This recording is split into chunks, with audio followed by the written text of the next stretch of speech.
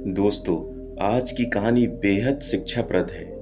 हम अपने जीवन में विपरीत परिस्थितियों के कारण बेहद निराश हो जाते हैं। ये कहानी आपको हर परिस्थिति से जूझना सिखा देगी और आपको सकारात्मक ऊर्जा, पॉजिटिव एनर्जी से भर देगी।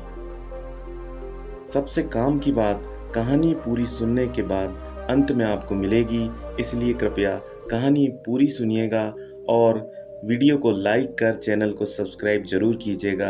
ज़रूरतमंद लोगों को शेयर कीजिएगा। तो सुनते हैं ये कहानी। एक बार की बात है, महात्मा बुद्ध के शिष्य आनंद कहीं जा रहे थे। रास्ते में उन्होंने देखा कि एक अधेड़ व्यक्ति एक चट्टान पर बैठा रो रहा है। वे उसके पास गए और बोले, क्या बात है वत्स, तुम कौन हो और क्यों रो रहे हो? आनंद की बात सुनकर उस व्यक्ति की सिसकियां थम गई। वह अपने आंसू पोंछता हुआ बोला, मैं पास के गांव का रहने वाला एक बदनसीब व्यापारी हूँ। मैं जो भी काम करता हूँ वह बिगड़ जाता है। व्यापार के चक्कर में मैंने अपनी पत्नी के गहने गंवा दिए। मैंने अपने परिवार को भी खो दिया। यहाँ तक कि मेरा घर भी गिरवी पड़ गया है। मुझे तो लगता है कि मैं किसी काम का नहीं हूँ। मेरी किस्मत ही खराब है। उसकी बात सुनकर आनंद बोले, तुमसे किसने कहा वत्स कि तुम्हारी किस्मत खराब है? जरा मैं भी तो जानूं कि तुम्हारी किस्मत में क्या खराबी है। वह व्यक्ति बोला, पहले मैं खेती करता था, पर हर साल उसमें घाटा होता था। कभी सूखा पड़ जाता तो कभी ज़्यादा बारिश के कारण फसल बर्बाद हो जाती। इससे परेशान होकर मैंने व्यापार करने का निश्चय किया। मैंने पत्नी के गहने बेचकर अपना व्यापार शुरू किया, लेकिन मेरा व्यापार नहीं चला। शुरू में परिवार वालों ने मेरा साथ दिया, लेकिन जैसे जैसे मुझे नुकसान होने लगा, मेरे परिवार वाले भी मुझसे दूर हो गए। मैं यह सब उनके लिए ही कर रहा था, लेकिन अब वे लोग मुझे देखकर नज़रें फेर लेते हैं और मुझे ही मेरे परिवार की दुर्दशा का जिम्मेदार ठहराते हैं। उस व्यक्ति ने एक लंबी सी सांस ली और फिर बोला, मेरा एक मित्र है, उसने भी मेरे साथ अपना व्यापार शुरू किया था। उसका व्यापार अच्छा चल रहा है। वह जब भी मेरे घर आता है तो अपनी सफलता की कहानियाँ सुनाता है। उसकी बातें सुनकर मेरे घर वाले भी कहते हैं, उसे देख और कुछ सीख। हमें तो लगता है कि तेरे बस का कुछ भी नहीं है। उन लोगों की बातें सुनकर अब तो मुझे भी लगने लगा है कि शायद मेरे बस का कुछ भी नहीं है। अब तो मुझे अपना जीवन ही व्यर्थ लगा है। मेरे मन में ख्याल आता है कि अपना जीवन समाप्त कर लूं। मैं यहाँ आया भी इसी इरादे से था, लेकिन हिम्मत नहीं कर पाया। इसीलिए यहाँ एकांत में बैठा विलाप कर रहा था। आनंद बोले, ओह, तो ये बात है। वैसे क्या तुम इसके अलावा कुछ और भी कहना चाहते हो? उनकी बात सुनकर वह व्यक्ति बोला, एक और मेरा हर काम खराब हो जाता है, दूसरी ओर मेरा मित्र है जो हर समय मुझे नीचा दिखाने का प्रयत्न करता रहता है। मुझे समझ में नहीं आता कि मैं क्या करूं। आनंद बोले, क्या तुम अपने मित्र की बातें सुनकर दुखी हो जाते हो? हाँ, मैं उसकी बातें सुनकर स्वयं दुखी हो जाता हूँ, उस व्यक्ति ने जवाब दिया। आनंद ने पूछा, तुम्हें किस बात का दुख होता है, अपने असफल होने का या फिर मित्र के सफल होने का?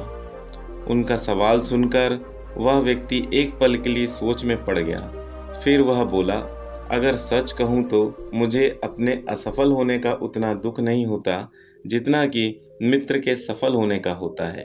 अर्थात यदि तुम्हारा मित्र असफल हो जाए तो तुम्हें खुशी होगी? आनंद ने प्रश्न किया। वह व्यक्ति बोला, हाँ, मुझे बहुत खुशी होगी। इसका मतलब है कि तुम्हारी खुशी तुम्हारे मित्र पर निर्भर है।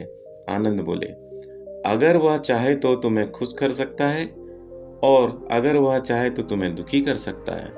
तुम स्वयं से ना तो खुश हो सकते हो ना ही दुखी हो सकते हो, अर्थात तुम अपने मित्र के गुलाम हो गए हो, इसलिए तुम्हारा कुछ नहीं हो सकता। ऐसा ना कहे महात्मन, उस व्यक्ति ने हाथ जोड़ दिए। ये कहा कि आपकी बातें सुनकर मुझे कुछ आशा बन रही है। आनंद बोले, जब हम किसी से आशा बांध लेते हैं तो उस पर निर्भर हो जाते हैं। ऐसे में हमारी खुशी और दुख भी उस पर निर्भर करने लगता है। इससे बेहतर है कि तुम अपने आप से आशा बांधो। जब तुम ऐसा करोगे, साथ ही पूरे जत्न से काम करोगे, तो तुम्हें सफलता अवश्य प्राप्त होगी। कहते हुए आनंद ने एक पल के लिए उस व्यक्ति की ओर देखा, फिर अपनी बात आगे बढ़ाई। तुम्हें लगता है कि तुम्हारा मित्र तुम्हें दुखी करने आता है, पर अगर विचार करो तो वह बातें तो सच्ची ही कहता है। वह अपने संघर्ष और अनुभव की बातें बताता है। तुम उन बातों से बहुत कुछ सीख सकते हो। तुम्हें इसके लिए उसका धन्यवाद करना चाहिए कि तुम्हें घर बैठे कुछ अनुभव मिल रहे हैं। तुम उन अनुभवों का लाभ उठाओ, नई शुरुआत करो, कर्म करते जाओ, हार मत मानो। एक दिन तुम्हें सफलता अवश्य मिलेगी। आज तुम जिसे अपना बुरा वक्त या बुरी किस्मत कह रहे हो, एक दिन यह बदल जाएगी। इसी के साथ तुम्हारे विचार भी बदल जाएंगे। और देखना, जब तुम्हारा अच्छा वक्त शुरू होगा, तब तुम्हारा मित्र भी तुम्हें अपनी सफलताओं की कहानियां नहीं सुनाएगा, तब वह अपनी असफलताओं की बातें बताएगा, ताकि तुम उसकी बातें सुनकर भ्रमित हो जाओ, तुम्हारा आत्मविश्वास हिल जाए और तुम गलत निर्णय ले सको। लेकिन उस समय भी तुम्हें अपनी बुद्धि का प्रयोग करना होगा। तुम्हारा मित्र जैसे आज तुम्हें दुखी करने आता है, उसी तरह उस समय भी वह तुम्हें दुखी करने आएगा, क्योंकि जिस तरह उसे दुखी देखकर तुम्हें मज़ा आता है, उसी तरह उसे भी तुम्हें दुखी देखने में उतना ही मज़ा आता है। वह व्यक्ति बोला, आपने सही कहा, लेकिन मेरा सबसे बड़ा दुख यह है कि मेरे परिवार के लोग भी इसमें शामिल है। वास्तव में मैं तो अपने परिवार के लिए अच्छा करना चाहता था, लेकिन वे लोग भी मेरी बात नहीं समझते। वे भी मुझे गलत कहते हैं और अब तो वे मेरे साथ भी नहीं हैं। आनंद बोले, मैं सब समझ गया। तुम सांत्वना चाहते हो। वास्तव में इस दुनिया में सभी लोग सांत्वना ही चाहते हैं। हम चाहते हैं कि हम जब भी कुछ करें तो लोग हमारी प्रशंसा करें, लेकिन आमतौर से ऐसा नहीं होता है, इसलिए हम दुखी हो जाते हैं। हमें लगता है कि हमारे मित्र परिवार वाले सब मतलबी हैं, लेकिन तुम अगर किसी को अपना परिवार मानते हो और उसके लिए कुछ करना भी चाहते हो, तो तुम्हें ऐसा क्यों लगता है कि तुम दूसरों के लिए कुछ कर रहे हो? वास्तव में तुम अपनी खुशी के लिए ही कर रहे हो। इसलिए परिवार के लिए कुछ करना वास्तव में अपने लिए ही करना होता है। लेकिन अगर ऐसा करते समय तुम्हें लगता है कि तुम दूसरों के लिए कर रहे हो, तो तुम दुखी रहोगे। और अगर तुम्हें लगता है कि तुम अपने लिए कर रहे हो, तो तुम खुश रहोगे, क्योंकि जब तुम अपने लिए कुछ अच्छा करते हो या करना चाहते हो, तब तुम्हें सांत्वना की जरूरत नहीं पड़ती है। आनंद की बातें सुनकर उस व्यक्ति के चेहरे के भाव बदल गए। वह बोला, आप सही कह रहे हैं, मैं समझ गया हूँ।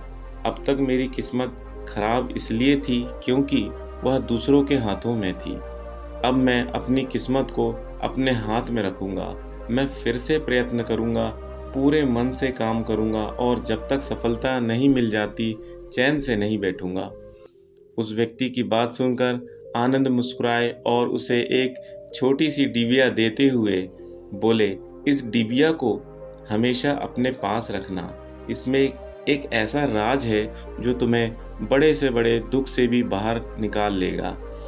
लेकिन इसे तभी खोलना जब तुम्हारे जीवन में कोई रास्ता ना सुझाई दे और तुम्हें लगे कि सब व्यर्थ है, यह दुनिया व्यर्थ है और यहाँ रहना भी व्यर्थ है। उस व्यक्ति ने आनंद को धन्यवाद दिया और डिबिया को लेकर चला गया। उसने नए उत्साह के साथ फिर से अपना व्यापार आरंभ किया। उसका व्यापार चल निकला। अपनी मेहनत और लगन के बल पर वह एक बड़ा व्यापारी बन गया। परिवार वाले भी उसके साथ आ गए और उसका जीवन हंसी खुशी बीतने लगा। अब वह भूतकाल का रोना छोड़ चुका था। वह भविष्यकाल की भी चिंता नहीं करता था, बस अपने वर्तमान को संवारने में लगा रहता था। और जो कुछ भी वह करता था वह अपने लिए करता था, अपनों के लिए करता था, इसलिए वह प्रसन्न था। उसके जीवन में अब कोई दुख नहीं था, लेकिन वक्त हमेशा एक जैसा नहीं रहता, वह बदलता रहता है।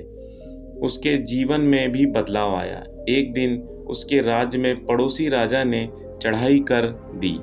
उसने उस राज्य पर अपना कब्जा कर लिया।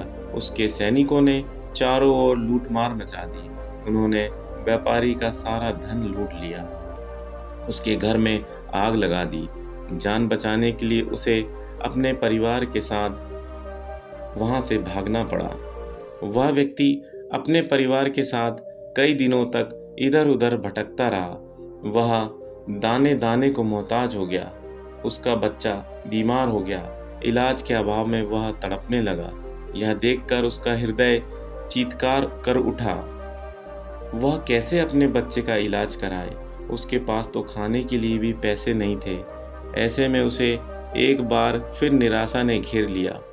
उसे लगने लगा कि उसका जीवन व्यर्थ है, सारी दुनिया व्यर्थ है, किसी भी बात का कोई मतलब नहीं है। भले ही आप जीवन में कितना भी कुछ कर लो, कितना भी सफलता हासिल कर लो, पर अंततः यह जीवन समाप्त ही होता है। तो फिर ऐसे में जीवित रहने का क्या फ़ायदा? इससे तो अच्छा है कि वह अपना जीवन समाप्त कर ले। लेकिन तभी उसके दिमाग में आनंद की दी हुई डिबिया याद आई। उसने उत्सुकता के साथ उसे खोला। डिबिया के भीतर एक पर्ची रखी हुई थी। पर्ची पर कुछ लिखा हुआ था। उसे पढ़कर उसकी आंखों के आगे छाया निराशा का अंधेरा छट गया और वह मुस्कुरा पड़ा। पर्ची में लिखा हुआ था, यह समय भी बीत जाएगा। उसने डिबिया को अपनी मुट्ठी में भींच लिया और एक नई शुरुआत के लिए उठ खड़ा हुआ। दोस्तों, अगर आप भी ऐसी ही परिस्थिति से गुजर रहे हैं तो निराश ना होए। अपने अतीत पर शोक मत करें, ना ही भविष्य की चिंता करें।